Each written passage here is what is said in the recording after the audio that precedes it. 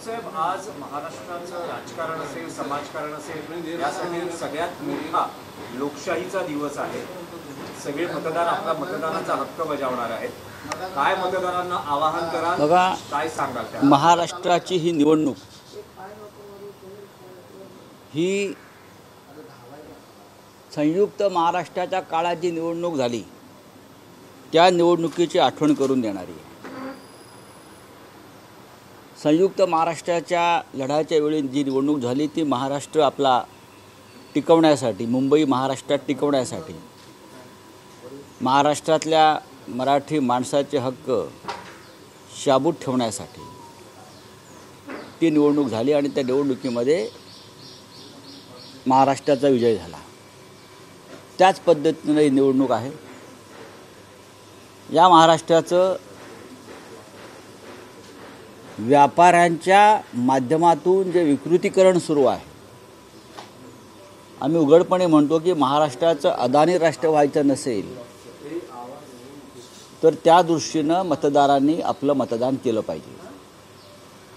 ही निवडणूक महाराष्ट्राचा स्वाभिमान, अभिमान या संदर्भात अत्यंत महत्त्वाची निवडणूक आहे. या निवडणुकीमध्ये महाराष्ट्रावर जे आक्रमण झालेलं आहे व्यापार मंडळाकडून, त्या विरोधामध्ये ही निवडणूक आम्ही लढतो. आपण पाहिलं असेल कधी नव्हे इतका पैशाचा पाऊस या निवडणुकीत पडतो आहे. काल रात्रीही मिंदे गटाच्या एका आमदाराकडे मागठाणाला मोठ्या प्रमाणात रक्कम सापडली. नाशिकला कोट्यावधी रुपये हॉटेल ताजमध्ये सापडल्याची माहिती आहे. काल विरारला झालेलं नाट्य हे सुद्धा महत्त्वाचं आहे. ठिकठिकाणी फक्त पैसे पैसे पैसे. महाराष्ट्रातल्या निवडणुका याआधी आम्ही अनेक वर्ष पाहिलेल्या आहेत. नक्कीच पैशाचा वापर याआधी झाला असेल, पण आज जितका झाला म्हणजे खोक्याच्या पुढे आता कंटेनर्स आले आणि हे राज्य जे आहे, या राज्याला एक संस्कृती आहे, मराठी माणसाची संस्कृती आहे. या राज्याला एक विचार आहे, या राज्याला एक भूमिका आहे.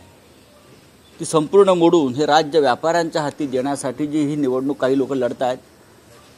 मराठी माणसानं सावध राहावं आणि मतदान करावं एवढं आमचं आव्हान आहे.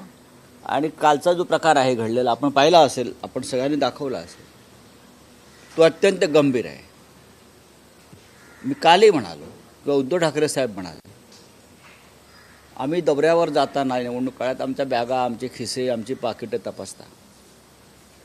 आणि काल पैसे वाटल्याबद्दल गुन्हा दाखल झाला नाही. हे अत्यंत निवडणूक आयोग जो म्हणतो ना आम्ही निष्पक्षपातीपणे काम करतो, पैसे सापडलेले आहेत तिथे. स्थानिक आमदार आणि त्यांचे कार्यकर्त्यांनी पैसे पकडल्याचं चित्र समोर आणल्यावरती सुद्धा पैसे वाटल्याबद्दल गुन्हा नाही, तर आचारसंहितेचा भंग झाला. पत्रकार परिषद घेण्याचा प्रयत्न केला, अशा काही किरकोळ गोष्टींविरुद्ध गुन्हे दाखल केले. हे या महाराष्ट्राच्या जनतेनं विसरू नये. पण तावडे साहेबांचं म्हणणं आहे, तावडे साहेबांचं काय म्हणणं आहे ते तावडे साहेबांचं म्हणणं आहे. पण त्यांचं म्हणणं, तावडे साहेबांचं जे काय म्हणणं आहे ते तावडे साहेबांचं म्हणणं आहे. मी परत सांगतो, त्या म्हणण्याशी आमचा काही संबंध नाही. जी चित्र काल आम्ही पाहिलं, महाराष्ट्राने पाहिलं, देशाने पाहिलं, ते म्हणणं खरं की ज्याच्यावरती आरोप आहे त्याचं म्हणणं खरं. जर आरोपीचं म्हणणं खरं असेल तर महाराष्ट्राच्या तुरुंगातल्या सगळ्या आरोपींना, संशयित आरोपींना ताबडतोब मुक्त करावं.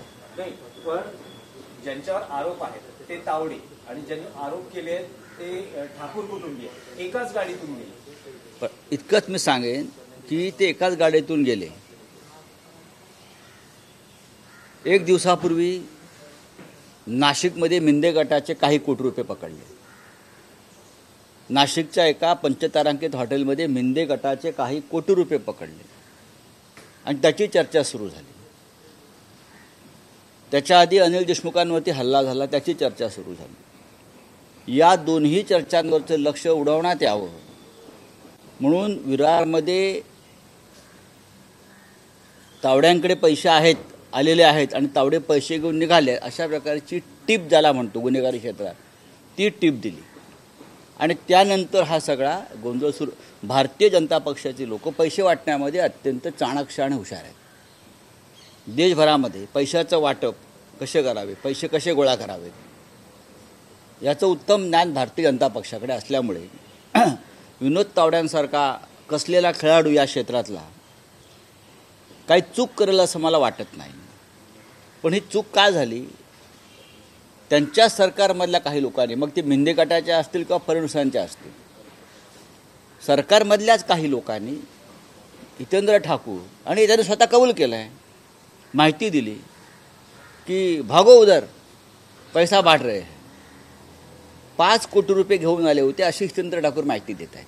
तिथे होते 5 कोटी रुपये, आमची माहिती आहे 15 कोटी रुपये घेऊन आले होते, जे सांगोल्यात झालं.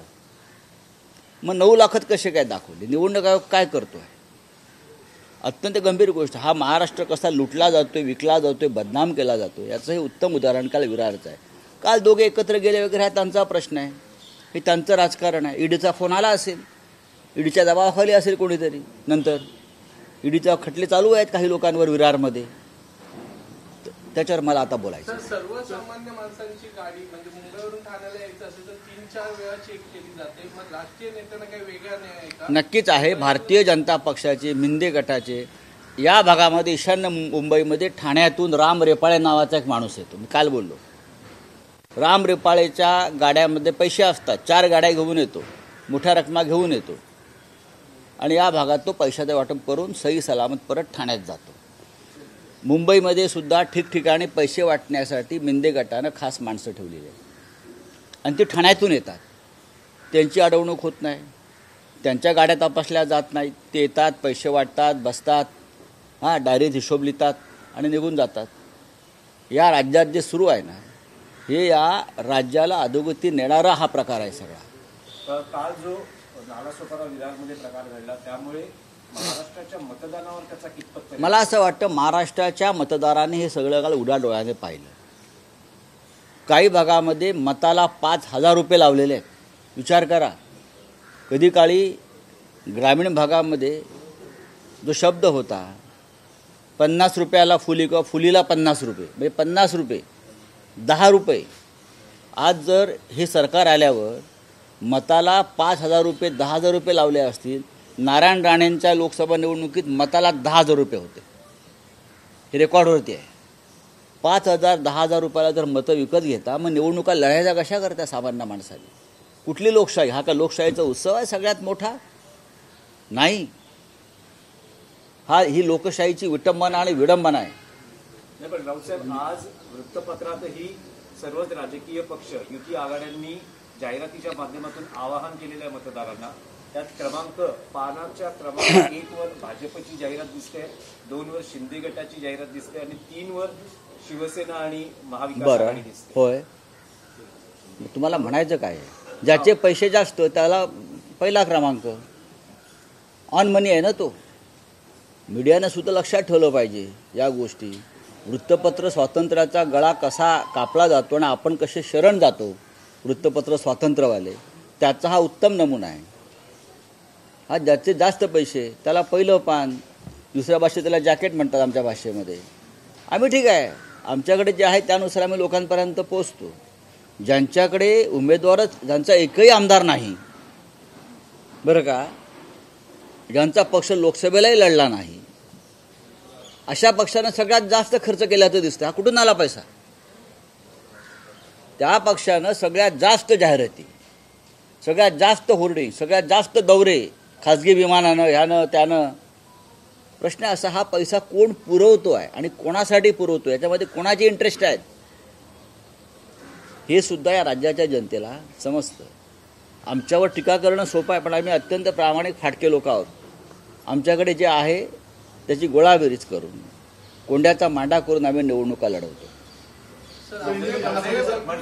विक्रोळी मतदारसंघातून उभे आहे कोण? आपले बंधू सुनील राऊत विक्रोळी हो मतदारसंघातून उभे आहे. याच मतदारसंघात राज ठाकरेंच्या 2 सभा झाल्या, एक रॅली झाली, एकूण 3 वेळा ते आले. श्रीकांत शिंदे देखील आले होते. मात्र उद्धव ठाकरे आणि आदित्य ठाकरे हे या मतदारसंघात आले नव्हते. आपण सभा घेतली होती या मतदारसंघात. काय वाटतं मुंबईमध्ये? बघा, संजय राऊतांच्या बाबतीमध्ये हे जे आहेत सगळे लोक तुम्ही नावं घेतली, त्यांची एक वेगळी भूमिका आहे. मी या जमिनीवर प्रामाणिकपणानं एका निश्चित ठामपणे उभा आहे. निष्ठा महत्त्वाची आहे. आम्ही निष्ठा विकल्या नाहीत, त्याची पोटदुखी त्यांना आहे. पण तुम्ही इथे किती वेळा जरी आलात तरी आमची निष्ठा कोसळणार नाही आणि आमची निष्ठा पराभूत होणार नाही. हे मी वारंवार ह्या लोकांना सांगतो. माननीय उद्धव ठाकरे यांना आम्ही सांगितलं मुंबईतल्या लोकांनी की महाराष्ट्रात जास्त वेळ द्या, मुंबईच्या बाहेर जास्त वेळ द्या, मुंबई आम्ही सांभाळू. तुम्ही जाहिरातींचा जो उल्लेख केला तर असं तुमचं म्हणणं आहे का, किंवा असं मला विचारायचं की मनसेच्या मागे किंवा राज ठाकरेंच्या मागे देशातल्या काही मोठ्या अदृश्य शक्ती, मी कोणाचंही नाव घेणार नाही.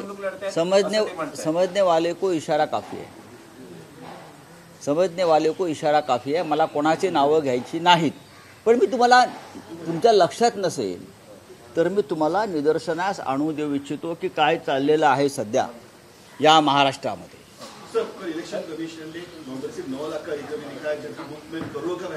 करोड़ों का व्यवहार कर नाला सोपारा में हो गया. उस रूम में 5 करोड़ थे. ये मैं नहीं बोल रहा हूँ, ये मैं नहीं बोल रहा हूँ, ये रिकॉर्ड और टीवी और कैमरा दिखा रहे. 5 करोड़ रूम में थे और पूरे होटल में 15 करोड़ थे. कहाँ गया पैसा? 9 लाख दिखाया. और जो एफआईआर लॉज हुआ है वो पैसे का डिस्ट्रीब्यूशन के लिए नहीं है. वो आचार संहिता का भंग क्या है, ये प्रेस कॉन्फ्रेंस लिया, ये किया, फालतू चीज़ के ऊपर ही किया है. तो ठीक है, देख लेंगे आप, आज चुनाव होने दो. कहीं ना कहीं विनोद तावड़े को बलि का बकरा नहीं बनाएंगे. एक दिन पहले नासिक में एकनाथ शिंदे का पैसा पकड़ा गया, करोड़ों रुपया, नासिक के एक 5 स्टार होटल में. और तुरंत उसके बाद वो फोकस वहाँ जो गया वो हटाने के लिए यहाँ पैसा. देखो, ये भाजपा वाले पैसे बांटने में, जमा करने में माहिर लोग हैं, होशियार लोग हैं. हाँ, पूरी यंत्रणा उनकी है, प्रशासन उनका है, फिर भी पकड़े गए. उसका मतलब है दाल में कुछ काला है, घर में कोई भेदी है, उसने सब कुछ किया है. बिना प्रोटोकॉल के घूम रहे, बिना फॉर्म के घूम रहे पुलिस में, क्योंकि पैसा है ना डिक्की में. जो गाड़ियाँ उनके साथ घूम रहा है उसमें हर गाड़ी में पैसे की बैग है. पूरा खोके खोके और कंटेनर घूम रहे हैं उनके पीछे. छोड़ दीजिए.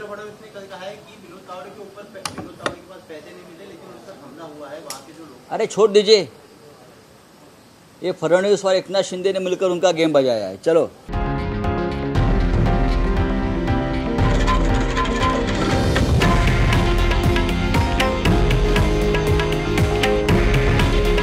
हे आहे देशातील नंबर 1 न्यूज नेटवर्क आणि आपण पाहत आहात TV9 मराठी. काळजी तुमची, हित महाराष्ट्राचं.